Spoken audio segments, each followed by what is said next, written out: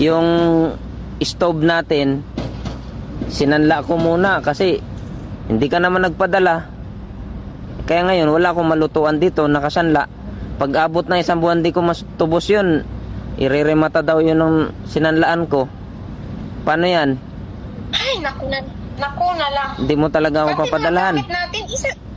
Pati mga gamit natin, Hindi na nga ako makapagluto dito kasi ang isinanla ko na yung mismo yung burner dito, yung stove natin. Tangke na lang ang natira dito, wala pang laman. Anong gagawin ko dyan? Kaya hindi na ako makapagsaing dito. Kaya ang ginagawa ko dito, bumibili na lang ako sa labas. Kaya kailangan mo talaga kong padalhan at hindi ako makakakain nito. Ano na? Hindi ko na yung problema kung hindi ka hindi ko na yung problema kung hindi ka makakakain. Ang naisangla ko nga, yung stove nga. Tangke ang natira dito, oh. Hindi nga ako makapagluto. Ba't naisipan mo kasi na isang yun? Di ba hindi ka nga nagpadala? Oh. Sus! Wala ka bang diskarte na maghanap ng kwan?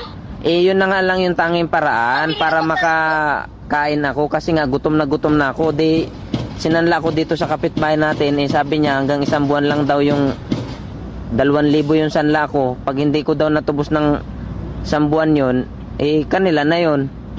Ano yan, magpapadala ka o hindi? Ay, hindi ako magpapadala. Uy,